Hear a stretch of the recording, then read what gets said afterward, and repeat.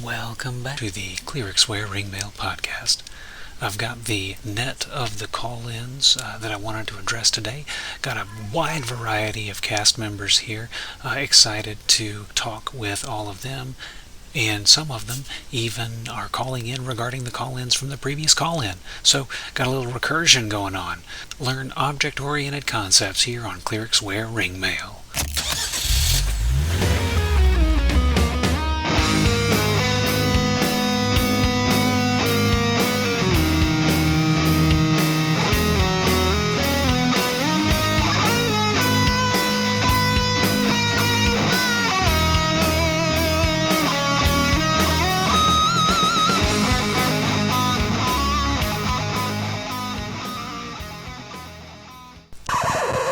Sesame Street, originally owned by PBS and the Children's Television Workshop, currently owned by HBO Max as of this recording, snippets of which are accidentally included in the background and hopefully don't get me DCMA'd. Thank you, Sesame Street, for keeping my little boys distracted in the car and for doing so in an educational format.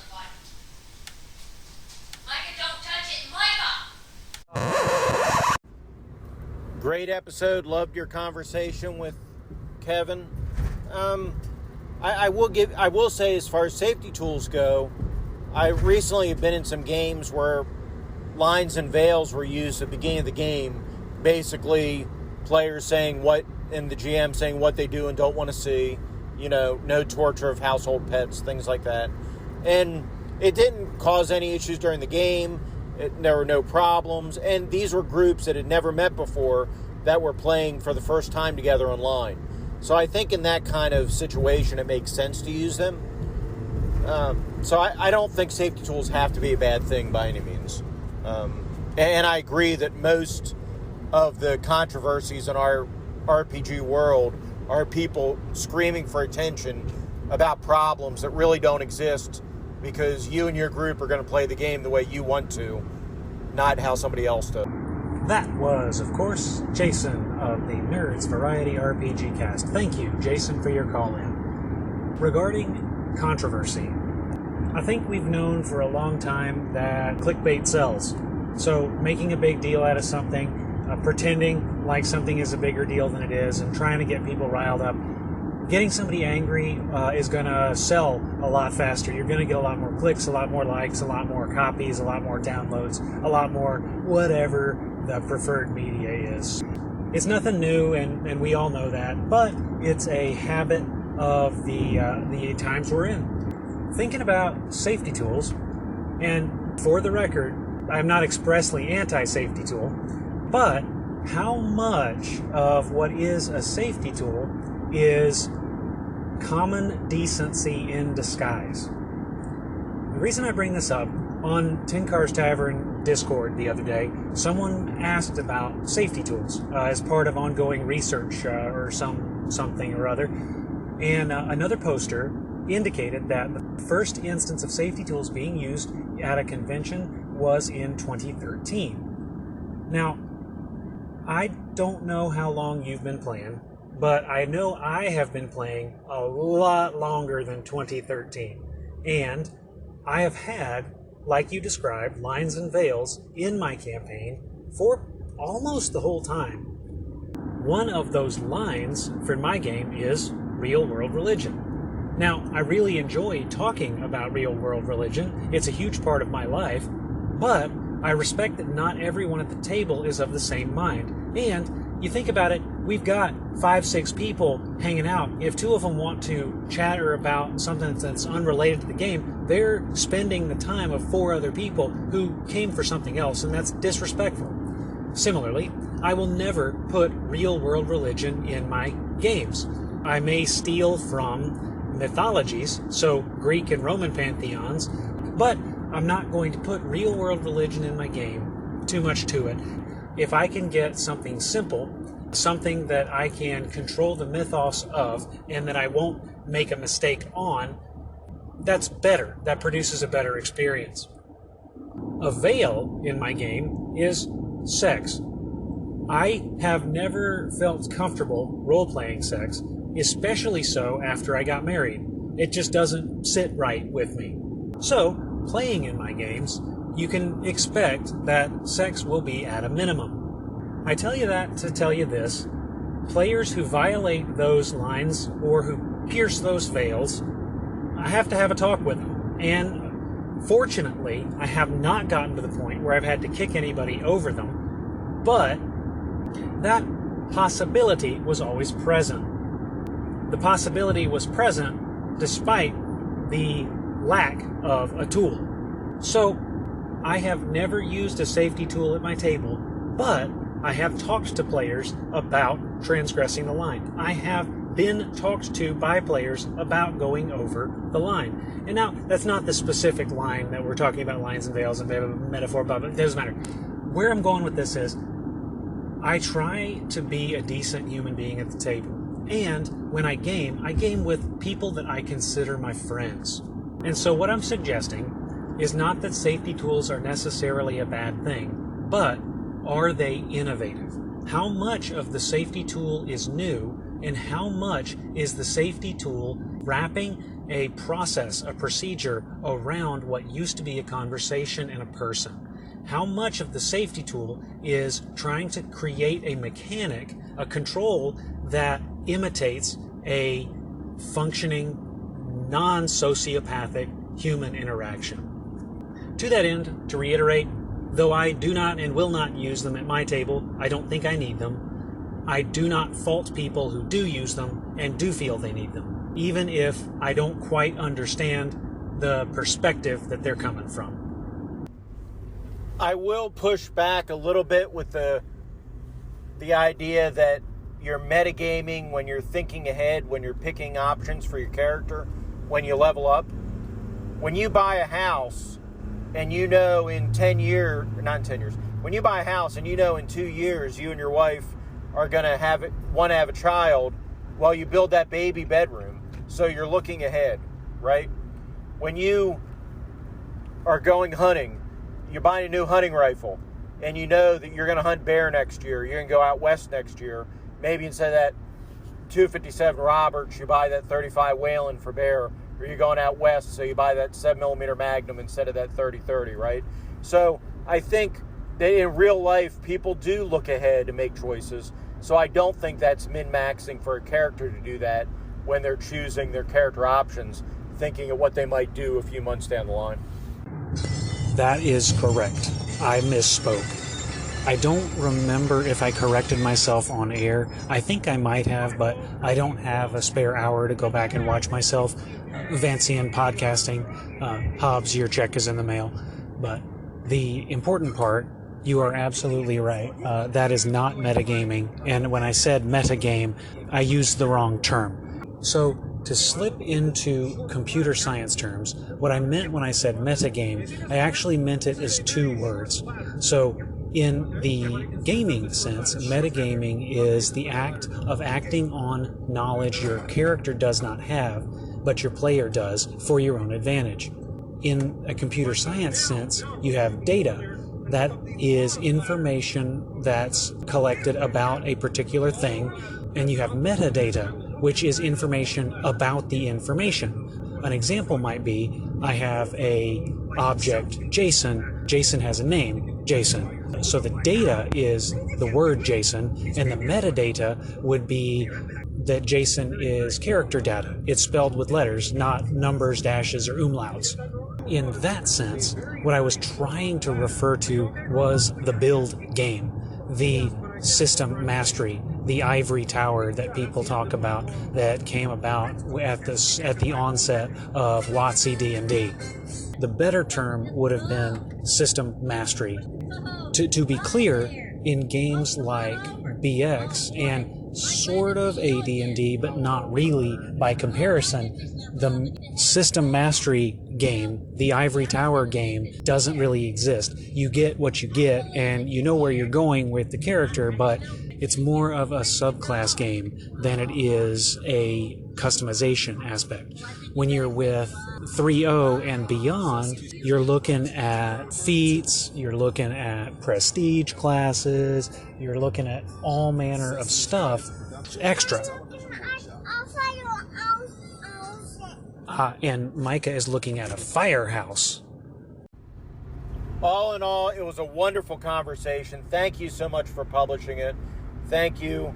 I really enjoyed it, and I hope, to hear both of you again very soon. Take care. Thank you, Jason, for listening. Thank you for calling in. Thank you for the encouragement. And for the dear listener, Jason, I do believe that there's another episode of the Redcaps coming out not too far from the future where they have a particularly distinguished guest on it. So to that end, by far future, of course, I mean it has already come out. I'm much slower to put these episodes out than anybody else in the Anchor Sphere. But the important part, I will include a link to both your podcast, the Nerds Variety RPG, and to Kevin's, the Redcaps. Not to that specific episode because that's too much work. But either way, game on. Hey there, Daniel from Minutes. Keep calling in. I tried to listen to the whole thing before I called. So I think what's really interesting here is that if I distill much of the conversation about the min-maxing and the building and stuff, it's that none of it is really bad necessarily in and of itself. It's when the player is doing it in a way that takes away from, let's say, the rest of the group. So in the example of the wizard that was all about moving dirt or whatever, that's fine if when you can't move the dirt, you're fine to play your character doing other things. In fact, I actually like that kind of thing, a specialized wizard. But if you're trying to force dirt moving when it doesn't make sense constantly because that's the only thing your character does, that's bad. And if you're building a character that just forces the entire party to do the thing that they do because that's all they do, and if they don't do it, you're not happy, that's probably bad. So, yeah, I would say that overall I agree with that. So now we have 3 people in agreement. So, yay. Well, hey there, Daniel. I feel like we just talked. But anyway, more seriously, I think we're absolutely on the same page there. Not every min-maxer is a builder, and not every builder is a min-maxer. It's the same sense where an adversarial referee is one who is being adversary to the player versus being adversary to the character. The min-maxer is one who builds their character and optimizes their character in a manner that is counterproductive to the experience of the group at the table. Now, there are other games, so the BXs and AD&Ds of the world. Now, AD&D has a little bit of character build and character optimization involved, but not even close to, say, 3E. And I feel like the OSR is predicated on that sort of simpler experience. Your subclass experience. While I tend to prefer that kind of experience, I recognize that not everybody in the world is me, and as a byproduct, it makes sense that these other games may have taken root. Neither approach is intrinsically bad, neither approach is implicitly better or worse than the other, but at the end of the day, it comes down to what you and your table, that is, the listener you, not Daniel specifically, but what you and your table enjoy. Regarding the 3 of us being in agreement on most of the topics at hand, I'm okay with that. I like agreeing. Though I do think, based on where I know that you live, we'd probably have, in pertinence to the conversation regarding snow, a team up of 2 versus 1. Good to hear from you. Thank you for calling in.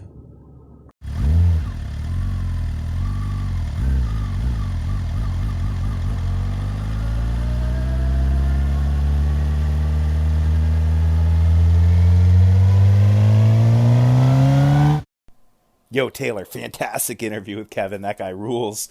Yeah, Pumpkin, awesome beer. I'm just calling in with a little defense of builders.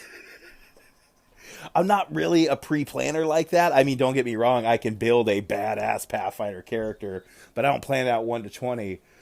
Anyway, that said, in both the Pathfinder groups I'm in, we talk way more about what's going on in the game than we do about character builds, even though I wish they would talk about their builds with me a little bit more.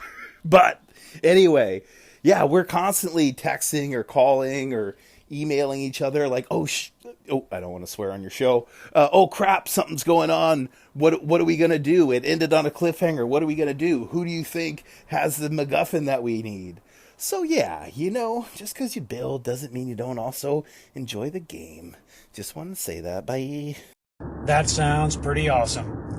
Although the games that we play at home and probably the styles that we prefer are different, I do believe that, based on what I've heard and seen, our games are a lot more alike than we give ourselves credit for. Talking about Kevin, it was a blast to have him on. I'm glad that he came along. Thank you, Kevin. And oddly enough, I heard a little bird tell me that he had a special episode not too long ago with a second distinguished guest where they discussed background stories. Very interesting episode. Again, just head on over, dear listeners, to the Redcaps podcast and look for that secondary episode with our good buddy Joe Richter, debating and defending the background story. Another fun thing about having Kevin on the show, afterwards, Anchor stats tell me that my estimated listenership has increased by a handful of people. They also told me that there was a software glitch over the last couple weeks where listens were not counted correctly and thereby would have affected the metrics. But instead, I am going to believe that it is because Kevin brought his Redcap fandom along with him over to Clerksware Ringmail. Lastly, to speak to builds do in fact exist. And in the games to which they are part, they represent an aspect of, drumroll, player skill. System mastery, although it may not be a skill that I like to indulge in, is in fact a skill. So when you're playing a game where that's part of the game, that's part of the experience, part of player skill is to engage with the game on its own terms. Joe, I don't know how to tell you this, but you're going to be OSR before you know it. And regarding swearing, you're more than welcome to swear. I do reserve the right to add my little beepy sound. Truthfully, the reason I have the beepy sound is because I think censor bleeps are funny. Thank you, either way, for calling in. It's always fun to hear your voice, and it's always fun to try to think about how to respond to whatever it is you're bringing me. Peace out, my man. Hey, Taylor, it's me again. Sorry, still working my way through the episode. Calling in with some praise for Kevin. Yes, dude. Right now in the interview, Kevin, you're talking about how you're okay with character choices. You just want those choices made when you're leveling up and not already pre-planned out. And I 100% agree with that. That's how I build my characters. Don't get me wrong. I am a Pathfinder dude, so I know plenty of people that come to the table with their characters built 1 through 20. And every time that happens, if I know them, I'll say it. If I don't, I'll think it. That's a really bad idea. Even from a character optimization standpoint. I mean, especially from a character optimization standpoint. If you really want to optimize your character, you have to tune your character to what's going on in the adventure. So yeah, man, that was great. I loved it. I also loved how you pointed out that, yeah, character builds do exist in some points of the OSR. Bye. Okay, Taylor, last one, I promise. A few things. First off, you need to resurrect that fantasy novel of yours, record yourself reading it, and then publish it. I need that in my life. Second, I've never done the whole, I'm going to write the novel of this campaign after the campaign thing, but I do have a player in my group who is currently working on the novel of a campaign that we finished a couple years ago because she just loved it so much. She loved her character. She loved the stories. She loved the adventure. So yeah, I hope that happens because those are two things I need in my life. The audiobook versions of your fantasy novel and her novel based on my campaign. Those are things I need. Great interview. Peace out. Peace indeed. Whenever your friend publishes that work, let me know. I will shill it as hard as I can on this show and spread it as far and wide as my massive 4 listeners. I had somebody comment on my last presentation. 4, so I've bumped up my listenership. But I digress. The important part is if and when your friend publishes, let me know and I will advertise for free. Regarding my lost manuscript, I will do my best. The story would have been written when I was in high school, so probably 20, 25 years ago now. I will look around and see if I can find it in print. I know I printed it out at least once, so it may be in a binder at my dad's old house. Next time I'm up that direction, I will take a look and see if I can find it. And in the meantime, I've actually found out, kind of accidentally, that Drive-Thru RPG has a sister site, Drive-Thru Fiction. I will put a link in the show notes, although admittedly Googling it would probably be a little bit faster. The important part is it's an opportunity for print-on-demand fiction. Self-doxing commence. I may look into pulling out some of my short fiction that I had written in college when I was pursuing a creative writing degree and see if I can't, because I do know I have that. We had a big old portfolio we had to make. Mine ended up being 4 or 5 inches thick, and I may be able to put that up onto the print-on-demand option. If that happens, you will be the first to know. Thank you, Joe, for your call, and peace out, my man. Peace out.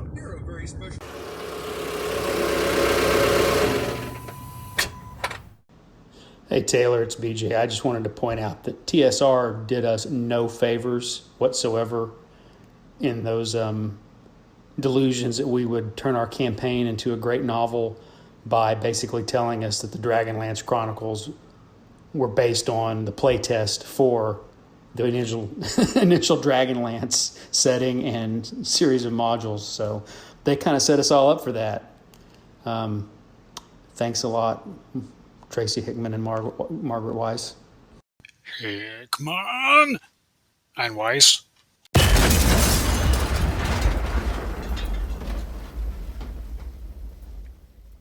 Hey Taylor, Karl calling. I might need some help. So I made this character for Cyberpunk 2020. Well, I hope it's not 2020 because we already had that. 2020 passed, and it just breaks my verisimilitude that now we're in 2021 and we're playing 2020, and that didn't really happen. So hopefully he advances the timeline. But I think he mentioned something about not having cell phones, which also doesn't work. But that's not the real reason I'm calling. So I made this character with the life path, and it says that like he cares about people.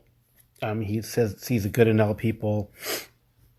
But if you get into every single problem, try to help every single person in the world of 2020, you'll probably get yourself killed. And then I look at my character and I see, well, I didn't want him just to make him a super duper combat monkey, although he's pretty good. I mean, I want him to be able to talk to people and drive a bike. And so I didn't optimize him for the one thing that can help him survive. And I made him well-rounded on purpose because I prefer a well-rounded character. But now Jason's scaring me with, combat's super deadly, and if you don't get the shot off, and if you're not good, you're just going to die. And like, well, then why?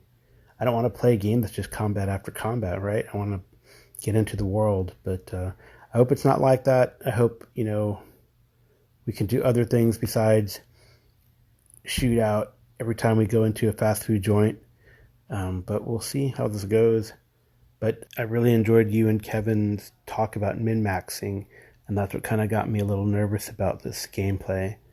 I also want to say I really enjoyed finally seeing you and putting a face to your voice in our Kalmata game. It's great to get back into Kalmata. It's been a while, and it was pretty fun. I mean, honestly, I could do without a lot of the diversion and what is it called, locker room jokes, but because I think it doesn't take away from the fun. I'm good at joking just as much, but I want to get shit done, and I'd rather get shit done than talk about people's body parts. So I really enjoyed meeting you. It's great to hear your podcast. I've called in before and enjoyed, I've enjoyed various types of your podcast. So take care, and talk to you soon. Yep, it really was a lot of fun playing that Kalamata game. I haven't gotten to play for a while. It's awesome that Jason's coming back. I do agree with you. We could definitely probably get some more stuff done if we kind of avoided some of the puerility that we tend to engage in. But we are not min-maxed in D&D, where we put some extra points into locker room talk. It is what it is. We got to live with our character decisions. thinking about protecting your character in Cyberpunk, well, a build is built, so until you can get to that point where your character shifts in favor of the danger level, those skills kind of even out. Here's a little trick. Don't tell Jason. What you can do, whenever you think a firefight may be breaking out, zone out for just a second, and then when he asks, hey, what's going on? Just say, well, we're in a cyberpunk future, and I just, I wonder if it wouldn't be more verisimilitudinous if we were all using electric vehicles. Boom, you're safe. That'll distract him for the next hour. Let me know how it works. I look forward to the play recap. That was, of course, Karl Rodriguez of the GMologist Presents, talking about playing a game with Jason Connerly of the Nerds RPG Variety Cast. So now you know 2 places to go to see and get your listen on to the aforementioned play reports. Right? I'm pretty sure, based on the pace at which I am recording, that they'll definitely have a couple sessions at least out by the time that I'm able to get this behemoth of an episode of mine. Ugh. So, again, Karl, thank you for calling in. And I really am looking forward to those session recaps. Hey, Taylor. Enjoyed your blog post about Army Darkness. Yeah, I think the Evil Dead series and the Ash vs. Evil Dead TV show are really great media. You can make it all work thematically in your head. Of course, Evil Dead's really just a retelling of, it's Evil Dead 1 done with a proper budget, right? But they're both enjoyable on their own levels, slightly different things. And that, Evil Dead 1 is more of a proper horror film. Evil Dead 2 is a little bit more of a horror comedy. Evil Dead 3, Army Darkness, is effectively a comedy with some horror elements, right? And then, of course, Ash vs. Evil Dead leans into that. It really builds more off of Evil Dead 2 than anything else. But they're all really great. Some of my favorite horror media. Good stuff. I am also a fan of all 3 of those films, as evidenced by the 3 of those films appearing in a picture on the blog post. I have not seen Ash vs. the Evil Dead. It is on my agenda to do. It just hasn't happened. Life got in the way. But it doesn't change that I think the root of the direction that series took is in its original director, Sam Raimi. You can see that in other things he's done also. He gets a good concept and he makes a strong film, which then nets him a big budget for a new film. But then he gets a little silly, not silly enough to hurt it, and the executives come in and fund a 3rd movie. But then that 3rd movie, by that point, he's gone totally off the deep end. And while I enjoy it, most audiences may not cross-reference his Spider-Man accomplishments. I'm sure it's, of course, not unique to Sam Raimi. I wonder if I could think of another director who made a really strong first showing and then got very silly near the end of his cinematic opus. In fact, I think there are 2 movie properties that have been successfully translated to TV with the love and the care that the properties deserve. And that is Evil Dead with the Ash vs. Evil Dead series. I think you see the care and love into that from everything from how the changing intro music leads into the episode to how the outro music leads into the following episode, the fan service, the bringing back of actors, everything. You can tell they love the series. The other series I think that does a really good job, of course, is Cobra Kai to the Karate Kid movies. So, although Cobra Kai, it looks like they're going to run it too long and they're probably going to screw it up because they're not going to stop at a good point. But we'll see. But Ash vs. Evil Dead is just about perfect. Noted and prioritized on my eventual watching list. Thank you very much for the recommendation. A lot of the issues brought up in your dialogue with Daniel could be fixed by not playing Dungeons & Dragons and playing a different RPG. I think the whole question with hit points and healing and all, personally, my fix for the healing thing is whatever the healing is, the die you roll for healing is the hit point die of that character, and then you should multiply it by their level. So Cure Light Wounds might do 1 hit die times their level. And I think that helps a lot with the hit point problem. Otherwise, that first level fighter heals 10 times as fast as the 10th level fighter, which is just stupid.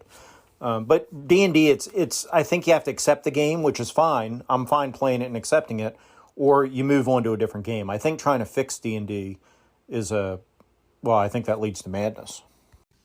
That's actually a pretty good house rule. I may steal that, actually. I'm going to make a note of that. Anyway, talking about fixing D&D, I think most of the fixes people put onto their D&D game are not so much fixes as they are changes. You hit a good point when you say that it's important to accept D&D for what it is, because the D&D game has a set of expectations. Newer editions, not as much. Certain modules, not as much. But when you're talking about the OSR type D&D games, the core expectation is that you're going to be exploring, that you're going to be hauling treasure, and that combat is something you have to approach with caution and with forethought, because it can be deadly no matter who you are. That really is a good idea, though. I'm going to steal that house rule. I've never liked how being tougher made you heal longer. So Daniel's fallback to Chainmail, I think, makes a lot of sense. Or OD&D using Chainmail for combat makes a lot of sense. Either Sword and Sorcery Chainmail only, or the 3 little books with Chainmail as a combat. I think both those are great ways to go about it. And again, I think the regular BX or Holmes Basic or AD&D First Edition, whatever you want to play, is fine. But I think you leave them rules as written, because it's just crazy to try to fix a system, because once you start peeling back the layers, there are so many things you have to change. It's not worth the effort. As far as heal bots and all that, I think Dungeon Crawl Classics handles that wonderfully, because if they're a different alignment, then you risk disfavor from your god. And even if they're not a different alignment, since you have to roll and potentially tick off your god by casting healing so much, I think it's a self-solving problem. Another game that solves the caster problem in an interesting way, 3rd edition Iron Kingdoms. The progenitor system, I think Privateer Press did it for War Machine. I remember the first time that we got to play that game back in the day, a buddy of mine who ran it, he had a computer. The graphics card would go molten. So if he played EverQuest 2, he literally had a box fan next to his open computer case, and he turned the fan on, because if he turned the giant box fan off, then his computer would immediately shut down. But that's tangential. He ran, and I forget, it wasn't the Witchlight trilogy. It was some adventure, and we rolled out some characters. Iron Kingdoms, I absolutely loved that setting at the time, and one of the facets of Iron Kingdoms was a change to healing, where the gods permitted a certain amount of healing to occur every day, and if you went over that, the cleric would suffer backlash. So it was pretty easy to track as a player, but the biggest thing that it did at the time, I'd been playing a whole lot of 3E, so I'd been corrupted by some new school builder types, and moreover, the healing rules took me back. Our party suddenly was very stealthy. We had some focus on long range cover, and concealment and surprise was important, and alternative solutions. So it forced a sort of creative thinking and empowered some creative thinking because of the novel setting and the new races and the different way everything got along. Definitely worth checking out for a read, although I haven't played it since 2004 or whenever that was, so been a while. Good system, good fiction, and I'm pretty sure I still have the Iron Kingdoms Player's Handbook around here somewhere. Talking about changing your game up, there's definitely something to writing your own game. You start with the framework of an existing game. You identify the parts of it you like, the parts of it that are conducive to the direction you want to go at your table, and then you change it up, and eventually your house rules are thicker than the rule book. At that point, slap it together, call it a separate system. There's also some merit in just innovating for the fun of it. I personally enjoy system design, and I think Daniel has indicated he enjoys system design, coming up with little games, just because of the potential in it. For me, I enjoy going through the math, going through the implications of how this will influence player psychology. But I've written so many Heartbreakers and lost so many Heartbreakers in my day. I will force myself at this point to focus on the little one that I've still got going on. So, yeah, more information to come on that as time develops. So, thank you for your call-ins, both these ones and the ones at the start of the show. And with that, we have cleared out my call backlog. Thank you, everybody, for calling in. Specifically, thank you, Jason. Thank you, Daniel. Thank you, Joe. Thank you, Kevin, for making Joe's call-ins all complimentary and stuff. Thank you, BJ. Thank you, Carl. And thank you, Jason, second time. Side note, Carl, some folks like to periodically complain that you are particularly quiet on the other end of the line. I don't know what you did differently for these calls, but I actually did not have to amplify them at all. You were very easy to understand and very easy to hear. Whatever you were doing, 3 weeks ago or whenever this message came through, it was doing the right thing, apparently. For anybody else on the listening end, look forward to the first periodic Clericware ring mail contest for total prizes, definitely. I've got an idea of what I want to do. Now I just have to figure out how to implement it and how to pay for it. In any case, thank you for listening. If you want to get in on the action, this or any other topic, preferably gaming, head right over to my Anchor site and drop me a message. Head over to the blog. You can find links on the blog for my new Twitter account, my MeWe account, or a link to the Audio Dungeon Discord, where everybody you heard today hangs out and makes trouble. So, in any case, drop me a line or drop me some dice. Delve on, listeners. Delve on.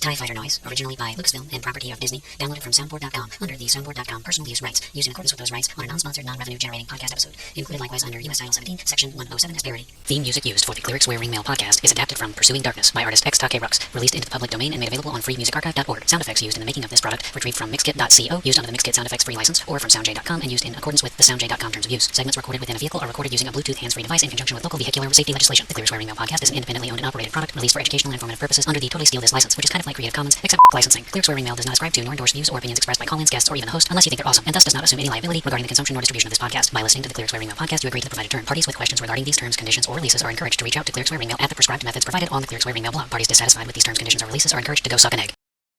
Hey, come on! Ein Weiss.